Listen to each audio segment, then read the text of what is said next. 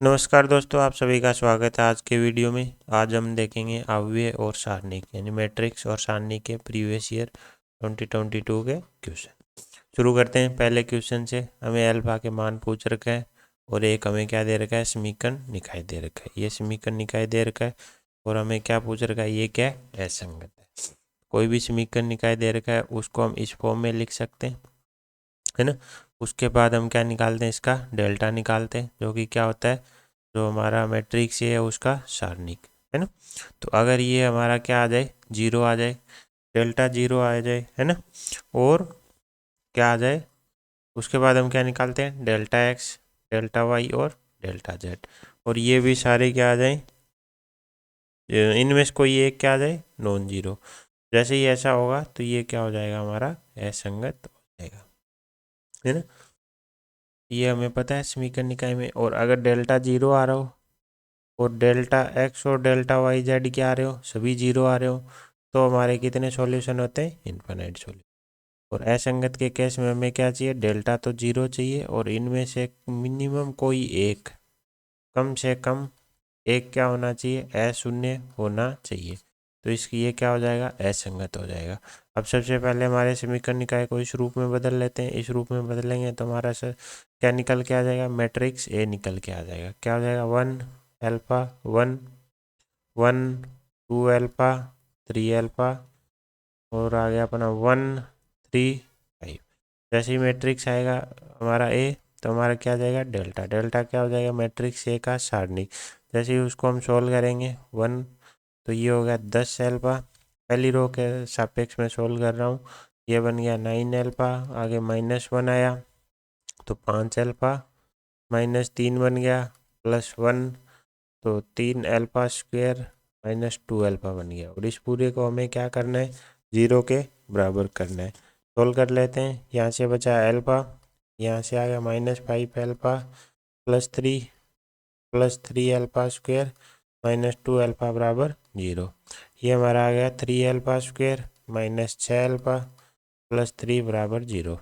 मतलब alpha square -2 alpha +1 बराबर zero, alpha -1 का होल स्क्वेयर बराबर जीरो। हमारे पास क्या आ गई, अल्फा की वैल्यू आ गई 1।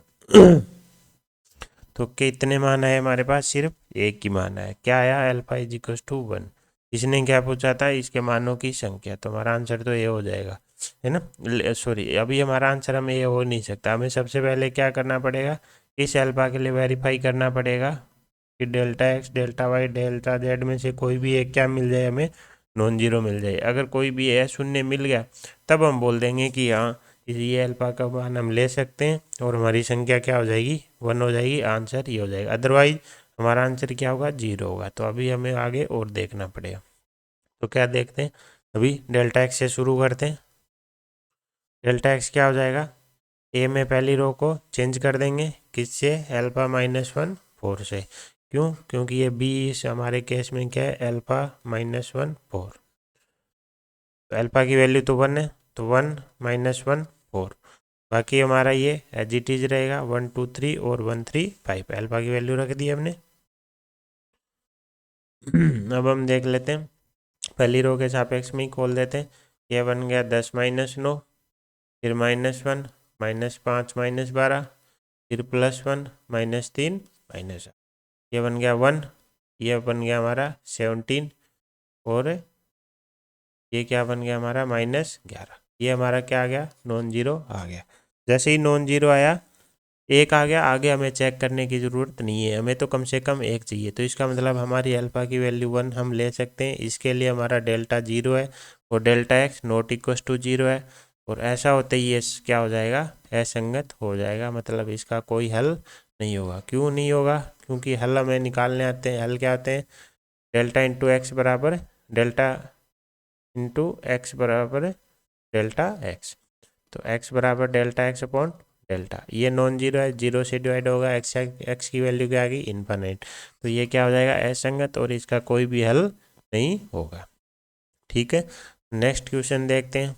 हमें एक समुच्चय दे रखा है जिसमें अव्यय क्या है, √n, और n की वैल्यू कहाँ से कहाँ तक लेनी है, 1 से लेके 50 तक। लेकिन क्या सभी वैल्यू लेनी है, नहीं। कौन सी वैल्यू लेनी है, सिर्फ विषम वैल्यू लेनी है। उसके बाद क्या बोल रहा है, ए की वैल्यू कहाँ से उठानी है, हमें इस समुच्चय से उठानी है। ये हमें एक मैट्रिक्स दे दिया है, हमें क्या दे दिया, ये सेकंड मैट्रिक्स दे रखा है ना, एडजॉइंट है। और इसका क्या निकाल रखा है, डिटर्मिनेट, सारणिक निकाल रखा है ना, डिटर्मिनेट निकाल रखा है। तो ये किसकी वैल्यू क्या दे रखी है, 100 लेमडा, और हमसे क्या पूछ रहा है, लेमडा। अब देखो ए में कौन है, ए, तो एडजॉइंट ए में भी कौन घुसेगा, ए, तो उसके डिटर्मिनेंट में भी ए आएगा। तो समेशन इसलिए यूज किया गया क्योंकि एस में जितने भी अव्यय होंगे वो सारे कौन उठा सकता है, ए, वो सारे अव्यय हमें फिर यहाँ रखने पड़ेंगे। तो सबसे पहले हम एस को थोड़ा सा देख लेते हैं क्या है। एस में क्या है, रूट एन लेने विषम, तो क्या क्या वैल्यू हो जाएंगी, √1, नेक्स्ट विषम एन हो जाएगा 3, नेक्स्ट विषम एन कौन होगा 5, 7, ऐसे चलते चलते 49 से छोटा कौन है लास्ट, वो सॉरी 50 से छोटा 49 ही विषम है।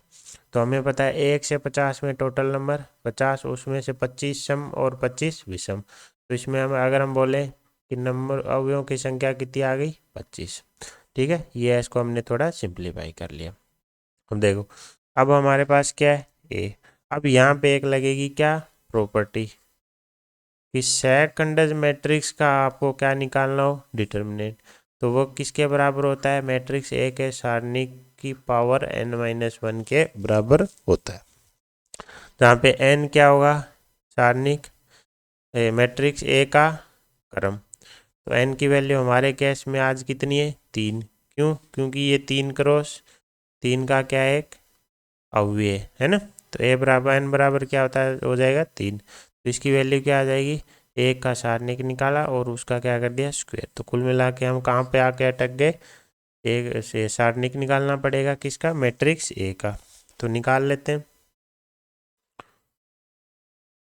1 -1 माइनस ए, 0 1 0 ए 0 1 है ना। अब हम क्या करते हैं, ये जो दूसरा वाला कॉलम है ना, इसके सापेक्ष हम इसको ओपन कर देते हैं। तो जैसे 0 के सापेक्ष ओपन करेंगे 0 बन जाएगा, है ना। फिर क्या होगा, ये प्लस, यहाँ पे माइनस प्लस माइनस ऐसे चलेगा। फिर +1 के सापेक्ष ओपन कर देंगे तो हमारे पास क्या मिल जाएगा, 1 + a मिल जाएगा, 1 + a, 1 + a², क्योंकि यहाँ पे भी क्या है, a, तो हमारा क्या मिल गया, a² + 1 मिल गया। तो ये हमारा क्या निकल के आ गया, सारणिक ए निकल के आ गया। तो हमारा जो determinant of second matrix A दे रखा था, ये हमारा क्या निकल के आ गया, a² + 1 का होल स्क्वायर। ये स्क्वायर कहाँ से आई, यहाँ से, है ना, ये आ गया। अब हमें इसमें ए की वैल्यू रखते जाना है और उनका क्या निकालना है, समेशन निकालना है। ठीक है, अब हमें एन ये क्या लेना है, ए कहाँ से, समुच्चय एस से लेना है। अब इसकी जगह आ जाएगा a² + 1 का होल स्क्वायर। एस में क्या क्या हुए थे हमें पता ही है, एस में क्या क्या थे, √1 √3 √5 ऐसे चलते जाएंगे, है ना। तो ये सारे हुए इसमें रखना शुरू करते हैं। जैसे √1 रखेंगे स्क्वायर होके 1 + 1 का होल स्क्वायर बन जाएगा, 3 रखेंगे 3 + 1 का होल स्क्वायर बन जाएगा, 5 रखा तो 5, √5 रखा तो 5 का होल स्क्वायर, और लास्ट क्या बन जाएगा, 49 + 1 का होल स्क्वायर। हमें पता है इसमें कितने पद हैं, कितने पद हैं, 25। क्यों, क्योंकि एन ऑफ एस में अवयवों की संख्या कितनी थी, 25, और ए की वैल्यू हम कहाँ से ले रहे हैं एस से सारी वैल्यू ले रहे हैं, तो पद भी 25 हो जाएंगे। इसको थोड़ा सा सोल्व कर लेते हैं। ये बन गया 2 का स्क्वायर, ये बन गया 4 का स्क्वायर, ये बन गया 6 का स्क्वायर, ऐसे करते करते लास्ट क्या बन गया, 50 का स्क्वायर बन गया। ठीक है, अब हम इसमें से क्या करते हैं, 2 का स्क्वायर क्या करते हैं, कॉमन लेते हैं। जैसे ही कॉमन लेंगे यहाँ तो बचा 1 का स्क्वायर, यहाँ बचा 2 का स्क्वायर, यहाँ बचा 3 का स्क्वायर, और लास्ट में क्या बचा, 25 का स्क्वायर बचा। ये हमारा क्या है, 1 से लेकर 25 तक के अवयवों वो संख्याओं के वर्गों का क्या है, योग। तो यहाँ पे हमें ये पता है, n स्क्वायर क्या होता है, 2n + 1 / 6। इस हमारे केस में n की वैल्यू कितनी है, 25 वैल्यू रख देंगे। तो 2 की पावर 2, 4 तो बाहर बैठा है, n की जगह 25, n + 1 2n + 1 तो 51, और डिवाइड में 6। इसको क्या कर लेंगे, सोल्व कर लेंगे। ये आएगा 100 इंटू 221। क्वेश्चन वाले ने इसकी वैल्यू क्या दे रखी है, 100 लेमडा। तो हमारा लेमडा क्या आ जाएगा, 221 निकल के आ जाएगा। ठीक है, आसान क्वेश्चन था। एक प्रॉपर्टी बस हमने यूज की, कौन सी, किसी भी मैट्रिक्स के एडजॉइंट मैट्रिक्स का हमने अगर डिटर्मिनेंट निकाला हो तो उसके सारणिक के n-1 पावर के बराबर होता है, जहाँ पे n उस सारणिक का क्या होता है, क्रम होता है। कौन से क्रम सारणिक का, जो हम इसके अंदर यूज कर रहे हैं। ठीक है, ये प्रॉपर्टी बहुत काम की प्रॉपर्टी है। देखो नेक्स्ट क्वेश्चन देखते हैं। इसमें ये बोल रहा है कि एक 3x3 का मतलब हमारा क्रम क्या हो गया, 3 हो गया। एक अवयव है जिसके लिए ये 3 कंडीशन दे रखी है। ठीक है, उसके बाद x बराबर ये दे रखा है, और आई क्या है, एक तत्सम का अवयव है। तो इसके पूछ रहा है क्या हल होंगे, कितने हल होंगे, क्या होंगे। ठीक है, ये समीकरण निकाय की बात कर रहा है। तो सबसे पहले हमारे पास डेल्टा आ जाएगा इसमें। अगर इसको देखना हुआ तो हम क्या करेंगे, डेल्टा चेक करेंगे। डेल्टा में क्या हो सकते हैं, दो केस हो सकते हैं, 0 आ जाए, कुछ इसको डी भी बोलते हैं ना, या फिर डेल्टा नॉट इक्वल टू 0 आ जाए। जैसे ही 0 आया हमारे पास फिर दो ऑप्शन कि बाकी के सभी भी क्या आ जाए, 0। बाकी के सभी का मतलब है डेल्टा एक्स, डेल्टा वाई और डेल्टा जेड से। अगर सभी 0 आ गए तो इसके कितने हल हो जाएंगे, इसके अनंत हल हो जाएंगे। और अगर इनमें से कोई भी एक अशून्य आ गया तो इसका कोई भी हल नहीं होगा, यह समीकरण निकाय क्या हो जाएगा, असंगत हो जाएगा।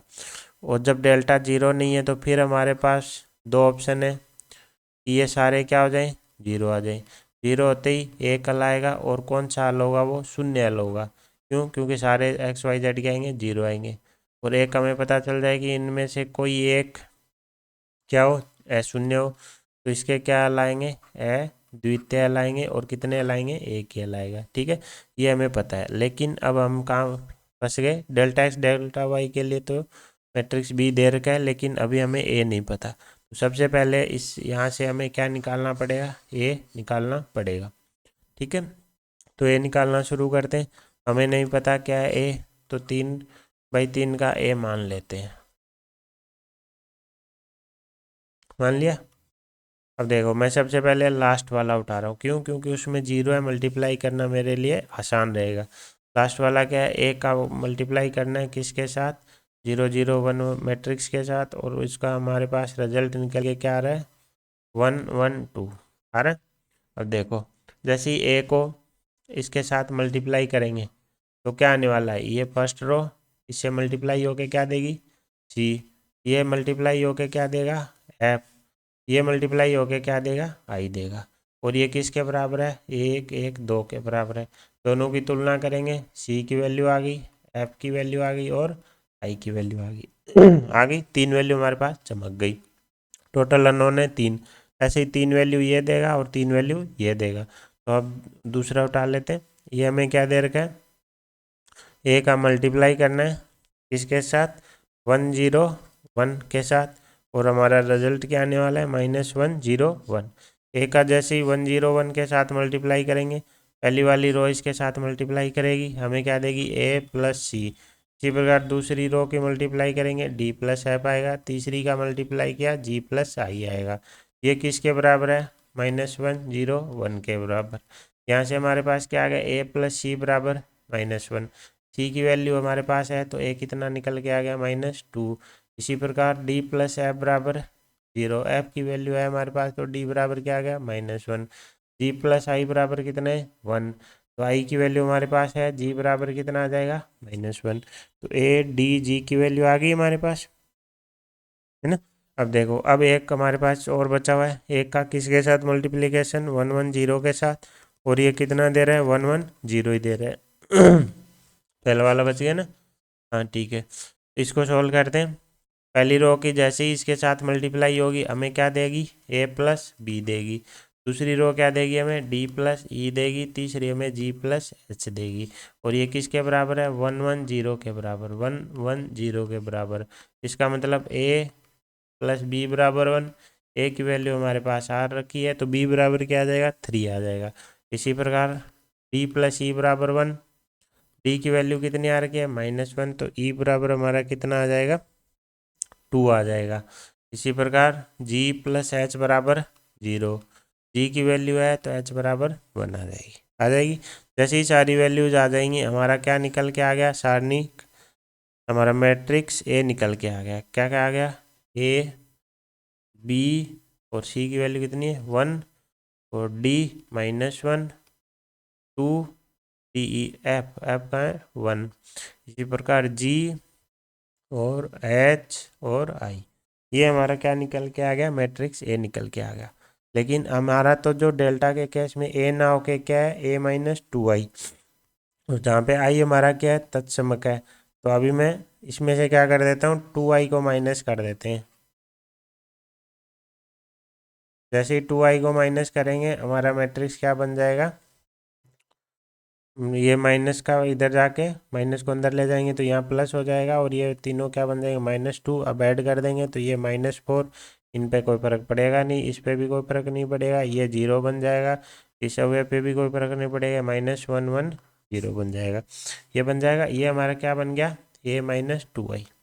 जैसे ही A-2i बना हमारा क्या निकल के आ जाएगा, डेल्टा। डेल्टा के लिए क्या करना है, इस मैट्रिक्स का बस सारणिक निकालना है। जैसे ही हम इसको सोल्व करेंगे, ठीक है, -4 के रेस्पेक्ट में, फर्स्ट रो के रेस्पेक्ट में अगर हमने सोल्व करना शुरू किया तो 0 -1 फिर -3 और ये हमारा बन गया 0 + 1, है ना, और हमारा फिर क्या है +1 और इसका मल्टीप्लाई करेंगे तो हमारा क्या बन जाएगा -1। यहाँ से हम देखेंगे क्या आ जाएगा 4 -3 -1, हमने देखा डेल्टा क्या आ गया 0। तो इसका डेल्टा क्या आ गया 0। तो हमने क्या देखा था, डेल्टा 0 आते ही दो चीज़ें हो सकती हैं, या तो delta x delta y delta z के हो सभी 0। तो अब हमें क्या निकालना है, delta x delta y delta z। तो सबसे पहले कौन सा निकाल लेते हैं, डेल्टा x1 निकाल लेते हैं। अब x y z ना होके हमारा x क्या है, x1 x2 x3 है, और b मैट्रिक्स हमारा कितना था, b मैट्रिक्स हमारा था क्वेश्चन में दिया गया था 4 1 1, है ना, क्यों x1 x2 के डेल्टा निकालेंगे तो हमें यही काम आने वाला है ना। ये हमारा क्या बन जाएगा, पहली रो इससे 4 1 1 से शिफ्ट कर देंगे, बाकी रो सेम रहेगी। अब हम इसको रोल कर लेंगे, फर्स्ट रो के साथ ओपन करेंगे तो ये 0 -1 आ जाएगा, -3 × 0 -1 आ जाएगा, इसी प्रकार 1 × 1 आ जाएगा। इसको सोल्व करेंगे, ये -4 + 3 + 1 = 0 आ गया। तो डेल्टा x1 0 आ गया। अब हमें डेल्टा x2 भी निकालना पड़ेगा, तो इसमें के लिए हम क्या करेंगे, दूसरी रो को b से शिफ्ट कर देंगे, ठीक है। इसको इस कॉलम के सापेक्ष ओपन कर लेते हैं, क्यों एक हमें 0 मिल रहा है, 0 मिल रहा है तो 1 से ओपन किया तो ये क्या आ जाएगा -1 और +1, फिर -1, ये रो कॉलम छोड़ देंगे, -4 और +4 आ गया, ये 0 0 तो ये भी 0। अब देख लेते हैं डेल्टा x3, और ये क्या आ जाएगा -4 -1 -1 3 0 1 4 1 1, पहले के सापेक्ष ही ओपन कर देते हैं, -4 तो ये बन गया अंदर -1, फिर -3 तो -1 +1, फिर क्या है +4, ये क्या बन जाएगा -1, ये आ गया प्लस का 4, ये आ गया 0, ये माइनस का 4, ये 0, तीनों क्या आ गए 0, और डेल्टा भी 0। हमने क्या देखा था, डेल्टा के 0 के बाद सभी 0 आ गए, तो इसके कितने हल होने वाले हैं, अनंत हल होने वाले हैं। अब अगर किसी को इसमें डाउट होगी सर अनंत हल कैसे होंगे, हमें पता है हल क्या होते हैं, डेल्टा × x बराबर डेल्टा x, ऐसे ही होते हैं। अब देखो डेल्टा क्या है 0, x का तो हमें वैल्यू निकालनी है और डेल्टा x भी 0। अब कोई इसको ऐसे मत करना कि x बराबर delta x divided by delta तो 0/0, ये तो अनडिफाइंड फॉर्म आ गई, नहीं, इसको यहीं पे देखना शुरू करो। एक हमारा हमारा हमें क्या करना है, x की वैल्यू सोचनी है, ऐसी कौन सी वैल्यू x है जो 0 से मल्टीप्लाई होके 0 देगी। जैसे मान लो 1 रखा तो 0 दे देगी, 2 रखा तो 0 दे देगी, ऐसी कितनी वैल्यू है, x की वैल्यू कुछ भी रख दो आप 0 के साथ हमेशा क्या देगी 0। तो x क्या ले कितने मान आ गए, इनफाइनाइट वैल्यू आ गई, है ना। एक्स के मानों की संख्या कितनी आ गई, अनंत आ गई। वैल्यू अनंत नहीं है, जो इसके मान होंगे उनकी संख्या अनंत है, इसलिए हम क्या बोलते हैं, इसके क्या है, अनंत हल है। यहीं पे अगर इनमें से कोई भी एक नॉन जीरो हो जाता ना, फिर तो क्या होता है, ये इन्फिनिटी बना देता। जैसे मान लो ये क्या होता, जीरो नहीं होता, डेल्टा जीरो हो जाता, और ये मान लो डेल्टा एक्स आपका 5 आ जाता, तो एक्स बराबर क्या आता, 5/0 इन्फिनिट। तो यहाँ पे तो ये असंगति हो जाता है, ठीक है। तो ऐसे हम बोलते हैं कि अगर चारों जीरो है तो कितने हल होते हैं, अनंत हल होते हैं, ठीक है। नेक्स्ट क्वेश्चन देखते हैं। नेक्स्ट क्वेश्चन में हमें क्या दे रखा है, एक मैट्रिक्स दे रखा है और दो मैट्रिक्स और बता रहा है, कौन से, एम और एन। और एम के लिए बोल रखा है ये, और एन के लिए बोल रखा है ये, और बात किसकी कर रहा है, एम एन स्क्वायर की। देखने में क्वेश्चन क्या लगेगा, भयानक लगेगा। क्यों, क्योंकि के की वैल्यू इसमें रखोगे आप, 1 रखा, ए स्क्वायर ए 4 कहाँ तक जाएगा, ए 20 तक। तो क्या हम ए 20 निकालते बैठे, ऐसे क्वेश्चन में हमें डरना मना है। आप शुरू तो करो, कुछ न कुछ आपको मिलेगा जिससे हमें ए 20 तक जाने की ज़रूरत नहीं पड़ेगी। जैसे सबसे पहले ए तो दे ही रखा है, ए के बाद क्या निकाल सकते हैं हम, ए स्क्वायर। ए स्क्वायर निकालना तो शुरू करो आप। जैसे हम ए स्क्वायर निकालेंगे तो ए का ए से मल्टीप्लाई करना है, तो यहाँ पे तो हमारा क्या हो जाएगा, ये इससे मल्टीप्लाई होके क्या दे देगा, ए स्क्वायर का ए से मल्टीप्लाई करना है तो यह तो दे देगा -4। जैसे ही ये रो इस कॉलम से मल्टीप्लाई होगी, क्या दे देगी, 0। इसी प्रकार फिर इस रो को इस कॉलम से मल्टीप्लाई करेंगे, 0। फिर इस रो को इससे मल्टीप्लाई करेंगे तो -4। अरे वाह, -4 बाहर आ जाएगा, 1 0 0 1। बस यही कमाल होता है ऐसे क्वेश्चन का, 100% कहीं न कहीं तत्समक अवयव बनेगा, या फिर ये खुद निकल के आ जाएगा वापस। तो ए स्क्वायर बराबर क्या आ गया, -4i। बस और क्या चाहिए जीवन में, ए स्क्वायर बराबर क्या आ गया, 4i। तत्समक अवयव होते ही तो हमारे क्या हो जाती है साहब, मौज हो जाती है। क्यों, क्योंकि इसका कुछ भी करो ये परिवर्तन नहीं होने वाला है, कितनी पावर कर लो आप, ठीक है। अब शुरू करते हैं। सबसे पहले हमें क्या चाहिए, एम चाहिए। एम क्या हो जाएगा हमारा, इसमें के की वैल्यू रखना शुरू करते हैं, ओपन करते हैं इसको। जैसे ही 1 रखा, स्क्वायर बना, 2 रखा, 4 बना, 3 रखा, 6 बना, कहाँ तक जाएगा, ए की पावर 10 रखा तो 20 तक जाएगा। अब देखो ए स्क्वायर बराबर क्या रख देंगे, -4i। A4 को हम क्या लिख सकते हैं, ए स्क्वायर का, ए स्क्वायर की तो जगह 4i आ गया, उसका स्क्वायर। इसी प्रकार इसको क्या लिख सकते हैं, ए स्क्वायर का क्यूब। ऐसे चलता जाएगा और -4i की पावर कितनी आ जाएगी, 10 आ जाएगी।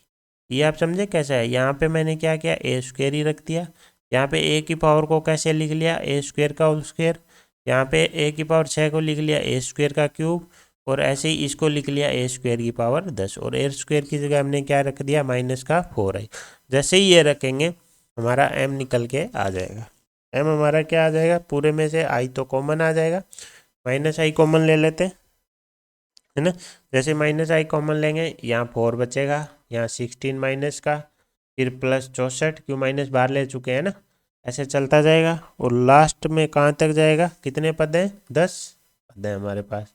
तो ध्यान से देखेंगे तो ये हमारी क्या बन गई, गुणोत्तर श्रेणी। गुणोत्तर श्रेणी का हमें सम निकालना आता है। तो ए की जगह क्या है, 4, चारों अनुपात कितने हैं, -4, पद कितने, 10, और पूरे का -1। और नीचे क्या आ जाएगा, -4 और -1 आ जाएगा। इसको अब सोल्व कर लेंगे। जैसे ही सोल्व करेंगे हमारे पास निकल के आ गया 4/5, 2 की पावर 20 बन जाएगी, और अंदर -1 रहेगा और ये आई बाहर रहेगा। ये हमारा क्या निकल गया, एम निकल के आ गया। इसी प्रकार एन निकालना शुरू करते हैं।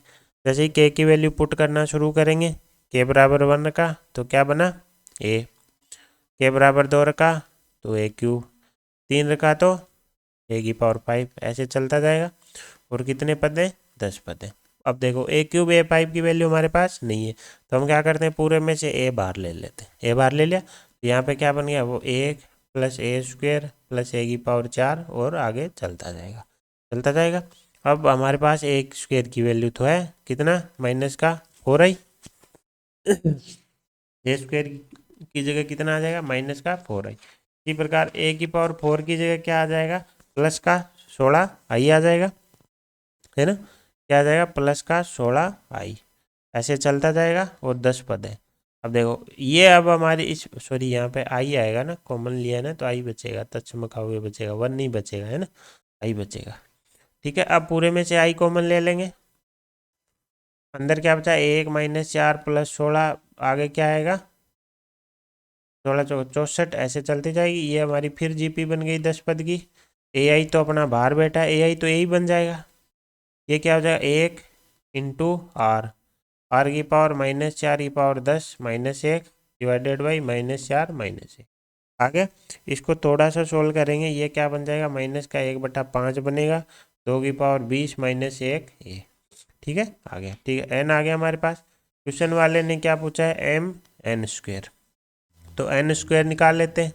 जैसे n² करेंगे ये 1/25 बना, ये 2 की पावर 20 -1 बना, और ये क्या बनेगा यहाँ a² बनाते ही माइनस का 4i लिख देंगे, एक ही a² की जगह लिख देंगे कि नहीं लिख देंगे, है ना। तो हमारा क्या बन गया माइनस का 4/25, 2 की पावर 20 -1, और इसका पूरे का स्क्वायर, सॉरी ये स्क्वायर आएगा ना, अपने इसका स्क्वायर किया है, और आई आ जाएगा। अब हमें क्या पूछा है mn², दोनों वैल्यू आ गई हमारे पास, है ना, हमारे पास दोनों वैल्यू आ चुकी है। अब यहाँ पे वैल्यू पुट कर देते हैं, है ना। तो देखो हमें क्या चेक करना है कि ये क्या है, सममित है या विषम सममित है या क्या है ना, mn² के बारे में। तो हमें ये सोल्व नहीं करना, ये कैलकुलेशन के पार्ट में हमें नहीं जाना, ये पूरा किस में चले आ जाएगा कांस्टेंट k में। और हमारे पास ये क्या है आई का मल्टीप्लाई होगा आई से, तो क्या आएगा आई ही आएगा। अब हमें ये कैलकुलेशन नहीं करने बैठना है कि इनको इससे मल्टीप्लाई करते हैं, क्योंकि वो हमें ज़रूरत नहीं है। अब इसको हमें देखना है ये सममित है कि नहीं है, तो हमें क्या लेना पड़ेगा, इसका प्रतिलोम लेना पड़ेगा, वो सॉरी ट्रांसपोज लेना पड़ेगा। जैसे ही ट्रांसपोज लेंगे तो के आई का ट्रांसपोज, के तो कांस्टेंट है कोई फर्क नहीं पड़ेगा, तत्समक अवयव का तो ट्रांसपोज खुद ही होता है, तो इसका ट्रांसपोज वो क्या आ गया वापिस खुद mn² आ गया। इसका मतलब ये क्या एक सममित अवयव है। ठीक है, तो हमारा ये क्या हो गया सममित अवयव है ना, सममित अवयव जो तत्समक नहीं है ना। क्यों, क्योंकि तत्समक होता तो सिर्फ क्या था आई आता, जबकि इसमें साथ में कौन आ रहा है कांस्टेंट आ रहा है। ठीक है, नेक्स्ट क्वेश्चन देखते हैं। नेक्स्ट क्वेश्चन में हमें क्या दे रखा है, एक 3×3 का एक अवयव दे रखा है, और उसके बोल रहा है अवयव आपको केवल इस समुच्चय से उठाने हैं। ठीक है, तो अवयव के अवयव क्या क्या हो सकते हैं यही 3 -1 या 0 या 1। अब बोल रहा है कि इस प्रकार से बनने वाले सभी अवयव उनकी संख्या बताओ जिनके अवयवों का योग क्या हो 5 हो। ठीक है, मान लो मैंने अवयव ले लिया, हमने क्या किया ये 3×3 का अवयव ले लिया। अब हम इनकी संख्या निकालनी है बस। अब ये क्या बोल रहा है इनका सम क्या ले लो, हमें इसका सम क्या चाहिए, कितना चाहिए 5। कितने अवयव हैं ये 9 अवयव। अब देखो अगर मान लो सभी को हमने क्या ले लिया 1 1 1, सभी को 1 ले लिया तो योग क्या बनेगा 1, है ना, 9 बन जाएगा, जो कि नहीं चलेगा। इसी प्रकार मान लो हमने ले लिया, फिर क्या किया हमने बोला कि चलो 8 1 ले लो और एक क्या ले लो -1 ले लो, तो क्या बनेगा 7, तो वो भी नहीं चलेगा। अब हम क्या करते हैं एक को कम करते हैं, क्योंकि हमारे योग क्या रहा है ज़्यादा जा रहा है, एक की संख्या कम करते हैं। तो मान लो 1 ले लिए हमने, कितने 7 ले लिए, 7 तो ले लिए 1, तो योग क्या बनेगा, बाकी मान लो 0 भी लेंगे तो 7, और बाकी को अगर -2 ले लिया तो क्या बन जाएगा 5 बन जाएगा। मतलब हमारे पास 7 अवयव तो हमने ले लिए 1, और बाकी के 2 की जगह क्या ले लिया -1, तो हमारा योग क्या बन जाएगा 5 बन जाएगा। अब और देखते हैं, मान लो हमने 6 1 लिए होते तो क्या हम बना पाते 5, हम बना पाते। 6 1 से हमारा योग आया 6, हमें क्या करना है एक कम करना है, तो हम क्या करते एक क्या ले लेते -1, और बाकी क्या ले लेते 0 ले लेते, तो अभी हमारा 6 -1 = 5 योग बन जाता। 6 से कम हम क्या ले सकते हैं 5 1 ले सकते हैं, 5 1 लेते ही 5 बन गया, तो जो चाहिए वो आ गया, तो चाहिए आ गया कोई, तो बाकी के क्या ले लो 0 ले लो। ठीक है, अभी तक 3 कैसे आए जहाँ पे योग 0 बन रहा है। 5 से कम अगर एक लिए तो 4 × 1 क्या बनेगा 4 योग। अब हम इसको बढ़ा नहीं सकते, इसको या तो इतना ही रखेंगे बाकी 0 रखेंगे तो ये 4 आ जाएगा, बाकी क्या हुआ माइनस में लेने से किए तो और घट जाएगा, तो मतलब इससे कम एक लेने पे पॉसिबिलिटी नहीं है। तो कुल मिला के हमें कम से कम एक की संख्या जो है वो 5 तो चाहिए ही चाहिए, है ना। तो 5 एक लिए, 5 क्या लिए 1, और बाकी क्या लिए 4 0, है ना।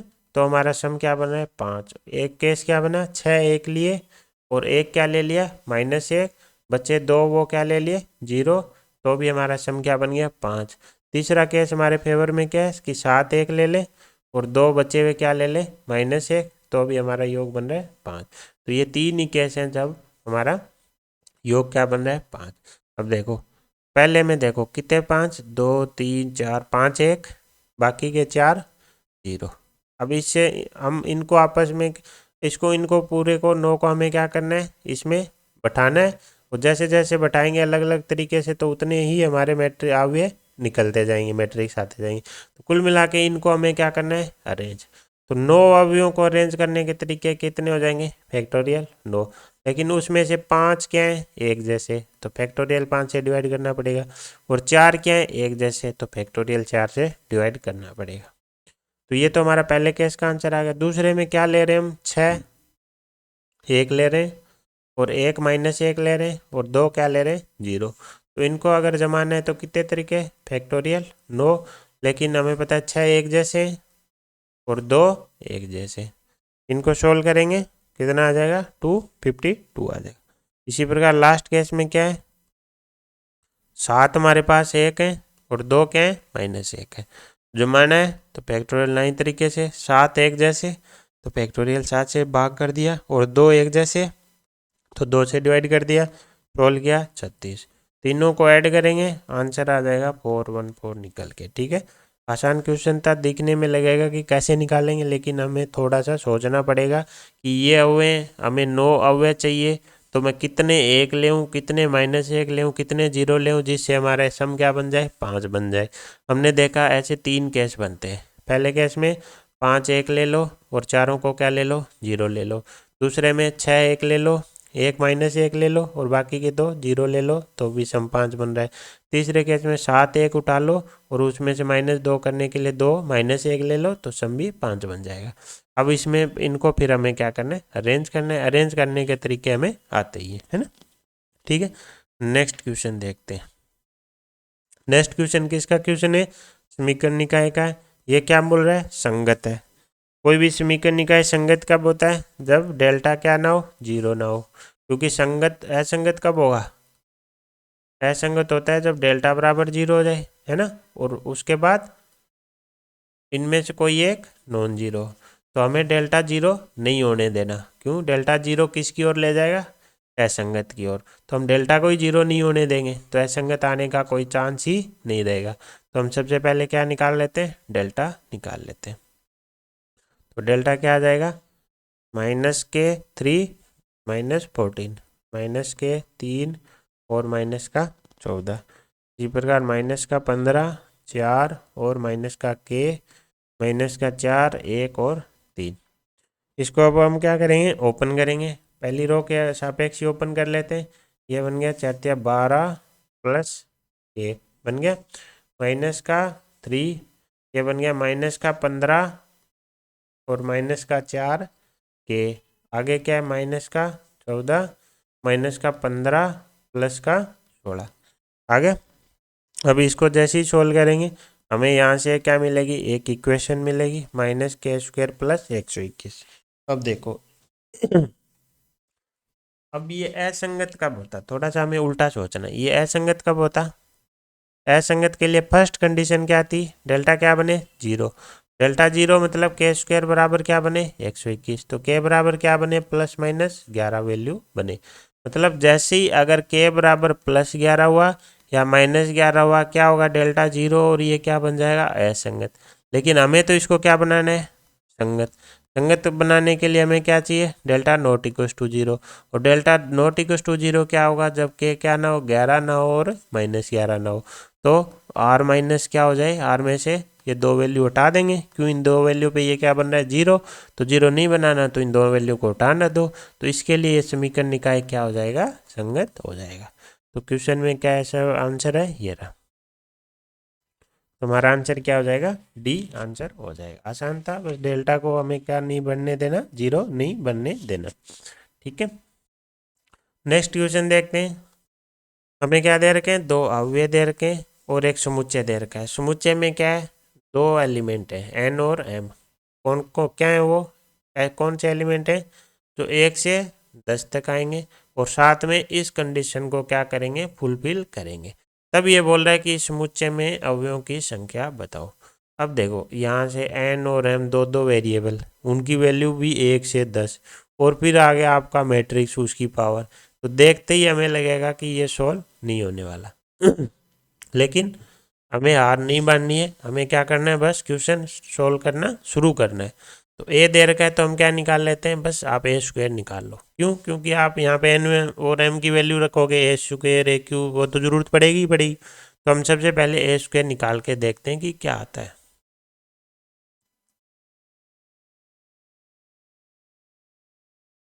देखो जैसे ही इसको इससे मल्टीप्लाई किया, 4 माइनस 2 2 आ गया।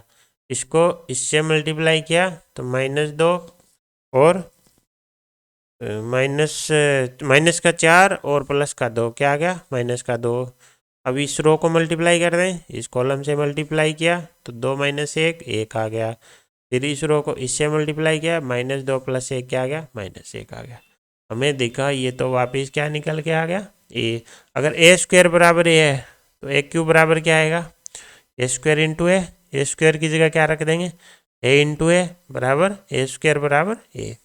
तो ए स्क्वायर बराबर क्या आ रहा है हमारा, ए क्यूब आ रहा है और बराबर ए आ रहा है। इसका मतलब ए की पावर एन जो यूज हो रहा है वो क्या बन जाएगा, ए बन जाएगा। जो ये ए की पावर एन है ये ए बन जाएगा। क्यों, क्योंकि आप इसकी पावर कुछ भी रखो, है ना, आप ए स्क्वायर पे आ रहा है, ए क्यूब पे आ रहा है, ऐसे ए की पावर 4 पे भी आएगा। हर एन की वैल्यू के लिए क्या देने वाला है, वापिस यही देने वाला है। तो इसी प्रकार हम देख लेते हैं बी का स्क्वायर भी करके, क्या उसमें भी ऐसा कोई चमत्कार हो रहा है। अगर उसमें भी ऐसा कोई चमत्कार हो गया तो हमारा क्वेश्चन एक लाइन में निपट जाएगा। इसको जैसे ही मल्टीप्लाई करेंगे ये -1 आएगा, ये वाली रो इस कॉलम से मल्टीप्लाई होगी तो -2 + 4 तो 2 आ गया। अब इस रो को मल्टीप्लाई करते हैं, इस कॉलम से मल्टीप्लाई किया तो +1 -2 तो -1, इसे मल्टीप्लाई किया तो -1 2 + 4 तो 2। हमने देखा सेम चमत्कार कहाँ हो गया, यहाँ। तो हम बी की पावर एम बराबर की बी क्या ले लेंगे, बी ले लेते हैं। ठीक है, जैसे ही ये लेंगे हमारी इक्वेशन क्या बन जाएगी, जो इसमें दे रखी है। ठीक है, ये वाली इक्वेशन हमारी अब ये बन जाएगी, जहाँ पे एन और एम की वैल्यू 1 से 10 है। अब यहाँ पे हम ए की वैल्यू रख देते हैं, है ना। जैसे ही ए की वैल्यू रखेंगे एन अंदर क्या होगा, मल्टीप्लाई हो जाएगा। तो 2n -2n और n -n प्लस में बी की वैल्यू रखेंगे और m से क्या कर देंगे, मल्टीप्लाई कर देंगे। अब इनको दोनों को ऐड कर देंगे, ऐड करेंगे तो यहाँ क्या आ गया, और यहाँ आ गया 2n + 2m, ये आ गया n - m, ये -n + 2m आ गया। और ये किसके बराबर है, आई तत्समक अवयव के बराबर है। यहाँ से हमें पता चल गया 2n - m बराबर क्या आ गया, 1 आ गया। और n - m बराबर क्या आ गया, 0 आ गया। मैंने इन दो की तुलना की है, क्यों, दो वेरिएबल हैं, हमें क्या चाहिए, दो ही चाहिए। है ना। अब देखो यहाँ से क्या आ गया, 0, यहाँ से तो n बराबर m आ गया, n बराबर m आ गया। और दूसरा 2n, तो ये 2n - n बराबर 1, यहाँ से n की वैल्यू 1 और यहाँ से n बराबर 1 है तो m बराबर भी 1। तो कितना हुआ आ गया, इन दो से तो 1,1। अब इनको भी सोल्व करके देखते हैं, क्या पता कोई और निकल के आ जाए, है ना। हम क्या करते हैं, 2n माइनस का 2n + 2m बराबर 0, तो यहाँ से भी वही निकल के आ रहा है n बराबर 1, और -n + 2m बराबर 1 करेंगे तो वही एलिमेंट आएगा। तो कुल मिला के एक ही एलिमेंट आने वाला है, कौन सा, 1,1 आने वाला है। तो कितने हुए आए उसमें, 1, तो आंसर क्या हुआ, 1। आसान क्वेश्चन था, बस हमें शुरू करने की ज़रूरत थी, बस क्वेश्चन को देखने के घबराना नहीं था। नेक्स्ट क्वेश्चन देखते हैं, बहुत ही अच्छा क्वेश्चन है। ठीक है, एक अव्यय है और इसमें क्या दे रखा है, व्युत्क्रमणीय अव्यय है, तो इसका हम क्या निकाल सकते हैं, प्रतिलोम निकाल सकते हैं, है ना। कुल मिला के एक बात यही है। आगे देखते हैं, इसमें ये समीकरण हमें दे रखी है और उसका हमें क्या पूछ रखा है, सारणिक का स्क्वायर पूछ रखा है। अब देखो यहाँ पे कुछ लगेंगी प्रॉपर्टीज। एक प्रॉपर्टीज होती है, कोई भी मैट्रिक्स ये है, अभी हमने थोड़ी देर पहले भी देखा, उसका हमने क्या निकाला, सेकंडज मैट्रिक्स निकाला और उसका क्या ले लिया, सारणिक। तो ये ए के सारणिक के बराबर ही होगा, बस इसकी पावर में क्या आ जाएगा, n-1 आ जाएगा। ठीक है, ये एक तो प्रॉपर्टी ये आएगी, जहाँ पे n क्या होगा, इस मैट्रिक्स का क्रम होगा, इस मैट्रिक्स का क्रम जिसका हम सारणिक निकाल रहे हैं। ठीक है, पहली बात तो ये। दूसरी बात, अगर हम के एक में से मान लो जैसे के ए का, जहाँ पे के क्या है, कांस्टेंट, उसका हमने क्या निकाला, सारणिक। तो अगर के बाहर आएगा ना, तो मैट्रिक्स ए का साथ में क्या लेके आएगा, और क्रम लेकर आएगा। ऐसे नहीं है कि के बस सीधा ही बाहर आ जाएगा, ये साथ में इस सारणिक का क्या लेके आएगा, मैट्रिक्स का क्या लेके आएगा, क्रम लेके आएगा। मेनली ये दो चीज़ हमारे यहाँ काम आने वाली हैं। तो शुरू करते हैं, बाई साइड उठाते हैं, LHS उठाते हैं, क्या दे रखा है, सेकंडज मैट्रिक्स चॉइस ए का। अब हमें पता है इसके आगे कुछ भी हो, जो भी है उसके पूरे का क्या ले लो, सारणिक ले लो और उसका क्रम। अब देखो ये तो कांस्टेंट है, इसका क्रम वही होगा जो ए का क्रम होगा। ए का क्रम कितना दे रखा है, 3, 3-1, तो ये क्या आ गया, 24 ए का स्क्वायर। अभी मैंने बताया था 24 बाहर जाएगा तो क्या लेके जाएगा, इसका ऑर्डर लेके जाएगा। तो 24 साथ में क्या ले जाएगा, इसका ऑर्डर। और ये फिर क्या आ गया, इससे सारणिक से बाहर आ गया और बाहर पावर क्या चल रही है, 2 चल रही है। तो 24 की पावर कितनी हो गई, 6 हो गई और एक के सारणिक का स्क्वायर बन गया, बन गया। अब हम इसको क्या लिख सकते हैं, 2 की पावर 3 इंटू 3 की पावर 6, है ना। थोड़ा 2 और 3 की पावर में ले आते हैं क्योंकि क्वेश्चन में वही चल रहा है हमारा, है ना। तो ये क्या बन गया, 2 की पावर 18 और 3 की पावर 6 और ए का स्क्वायर बन गया। तो हमारा LHS तो सोल्व हो चुका है। अब हम उठाते हैं क्या, RHS। RHS में हमें क्या दे रखा है, वही सेकंडज मैट्रिक्स दे रखा है, इसका एक दूसरा सेकंडज मैट्रिक्स है उसका दे रखा है। अब देखो सबसे पहले इसको उठाते हैं, इसको उठाएंगे तो ये पूरा कहाँ चला जाएगा, सारणिक में चला जाएगा, चला जाएगा। और इसके ऊपर पावर क्या आ जाएगी, n-1। अब हमें पता है अगर ए का क्रम कितना है, 3, तो उसके सेकंड का भी क्रम कितना होने वाला है, 3, तो इसका भी क्रम क्या चलने वाला है, 3 ही, है ना। अब ये तो कांस्टेंट है, कांस्टेंट से क्रम नहीं बदलेगा, तो यहाँ पावर कितनी आ जाएगी, 2। अब इसका भी क्रम कितना है, 3। अब 3 बाहर जाएगा, इसका क्रम लेके जाएगा और साथ में ऊपर से क्या आ जाएगी, पावर आ जाएगी, अंदर क्या बचेगा, बचेगा। ठीक है, अब देखो ये फिर हम सोल्व कर लेंगे, इसमें से ये 3 की पावर 6 तो बाहर चल ही रही है ना। अब हमें पता है ये क्या करेगा, ये कहाँ घुस जाएगा, सारणिक में, और उसके ऊपर क्या आएगा, इसके ऑर्डर की पावर, ऑर्डर क्रम में -1, क्रम तो 3 ही चल रहा है तो 2। अब हमारा 3 की पावर 6 तो है, 2 बाहर जाएगा तो क्या करेगा, इसका ऑर्डर लेके जाएगा, तो 2 की पावर 3 और एक का सारणिक और इसका पूरे का स्क्वायर चल रहा है। अब ये बाहर जाएगा तो साथ में स्क्वायर भी लेके जाएगा, तो 2 की पावर कितनी बन जाएगी, 6 और ए का स्क्वायर बन जाएगा, बन जाएगा। अच्छा, अभी हमने एक हमसे छोटी सी गलती होगी, इसमें क्या चल रहा था, हमारे ऊपर पावर 2 चल रहा था, तो यहाँ पावर 2 भी आएगी, यहाँ पावर 2 भी आएगी, तो यहाँ पावर क्या आएगी, 4 आएगी।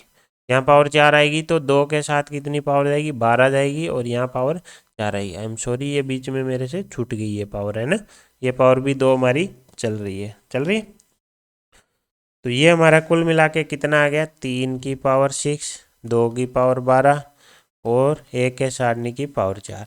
ये किसके बराबर था, LHS के। LHS हमने क्या निकाला था, 2 की पावर 18, 3 की पावर 6 और एक के सारणी का स्क्वायर। अब ये 2 से 2 पावर कट जाएगी, यहाँ से हमारा क्या निकल के आ जाएगा, एक के सारणी का स्क्वायर क्या आ जाएगा, 2 की पावर 18 3 की पावर 6 डिवाइड में 3 की पावर 6 और 2 की पावर 12 आ जाएगा। हमारे पास कितना निकल के आ गया, 2 की पावर 6। तो हमारा आंसर क्या आ जाएगा, 2 की पावर 6। ठीक है, तो ये प्रॉपर्टी बहुत इंपॉर्टेंट है।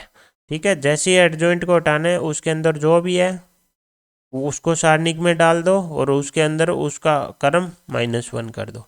बस ये चलता जाएगा और क्वेश्चन सॉल्व होता जाएगा। और दूसरा ये सारणिक में से कांस्टेंट बाहर आ जाएगा तो सार उस पर्टिकुलर मैट्रिक्स का साथ में क्या लेकर निकलेगा, क्रम लेके निकलेगा, सीधा बाहर नहीं निकलेगा। अगला हमारा फिर एक समीकरण निकाय पर क्वेश्चन है। ठीक है, आसान सा क्वेश्चन है। हमें बोल रहा है कि इसका क्या नहीं होना चाहिए, कोई भी हल नहीं होना चाहिए। कोई भी हल कब नहीं होता, कोई भी हल कब नहीं होता, कोई भी हल नहीं होता जब डेल्टा बराबर क्या आ जाए, 0 आ जाए और उनमें से कोई भी एक क्या ना हो, 0 ना हो, है ना।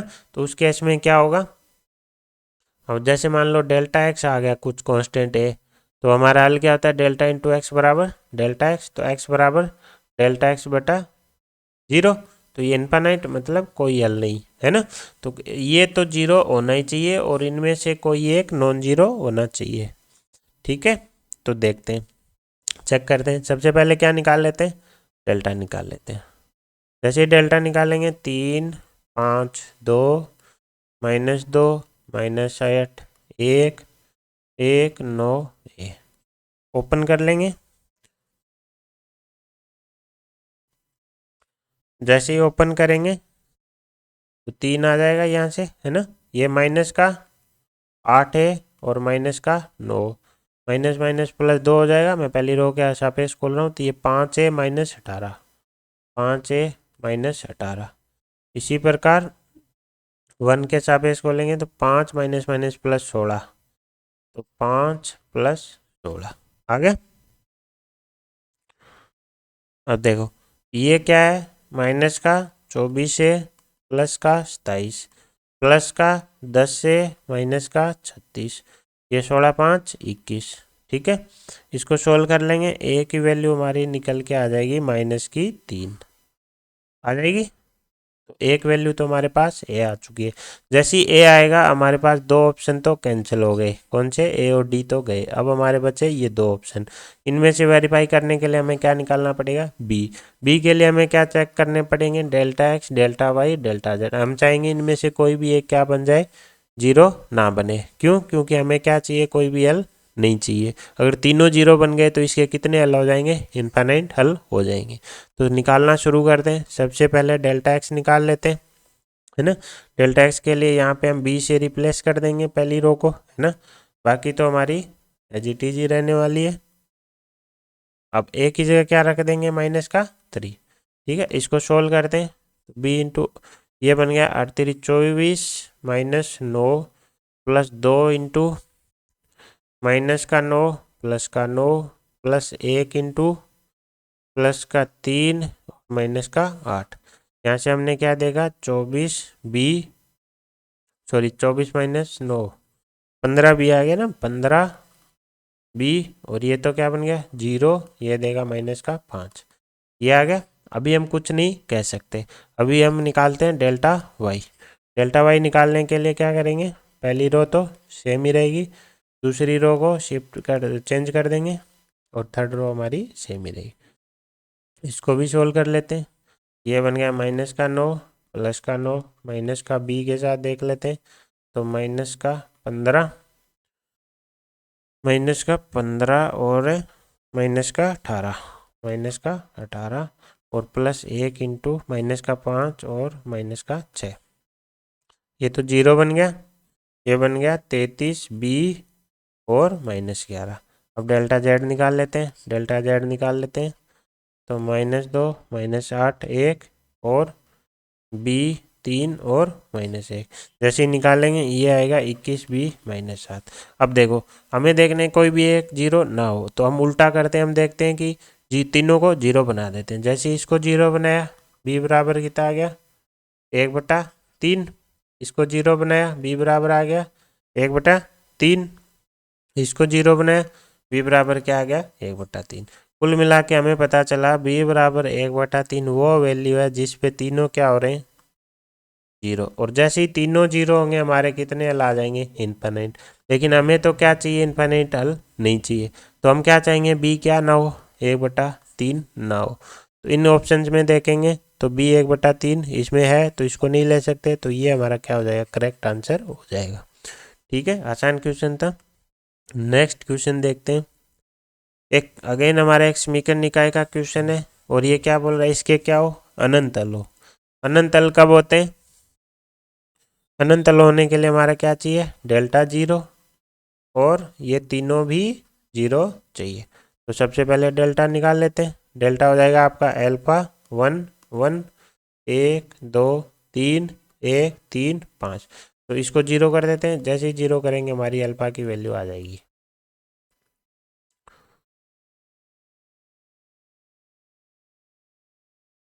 इसको जीरो करना है, जीरो करते ही हमारा अल्फा की वैल्यू आ गई 1। हमें पूछा क्या है, अल्फा बीटो, अल्फा बीटा की वैल्यू 1 आते ही दो ऑप्शन तो हमारे गए। अब हमें बीटा देखना है। बीटा के लिए हमें क्या करना है, इन तीनों को जीरो करते हैं। तो पहले से ही शुरुआत करते हैं, पहले की शुरुआत करेंगे। तो अल्फा 1 1 की जगह क्या कर देंगे, 5 4 बीटा, क्या आ जाएगा 5 4 बीटा। बाकी दो रो तो सेम ही रहनी है। जैसे अब फर्स्ट रो के वो फर्स्ट कॉलम के सापेक्ष में ओपन कर लेता हूँ। तो ये हो गया 10 - 9 माइनस का 4 5 - 3 प्लस का बीटा 3 - 2। ये हमें क्या बनाना है, जीरो। तो 10 - 9 5, ये बच गया माइनस का 8 प्लस का बीटा बराबर जीरो। तो बीटा बराबर कितना निकल के आ गया, 3। बीटा बराबर क्या आ गया, 3। तो हमारा आंसर ही आ गया। तो अभी हमें डेल्टा वाई डेल्टा जेड पे जाने की ज़रूरत है नहीं। तो हमारा आंसर क्या आ गया, 1,3। ठीक है, तो ये था हमारा आज का वीडियो अव्यय सारणिक पे। आई होप आपको वीडियो समझ में आया होगा। वीडियो पसंद आया तो लाइक शेयर सब्सक्राइब जरूर करें। Thank you so much. जय हिंद, जय भारत।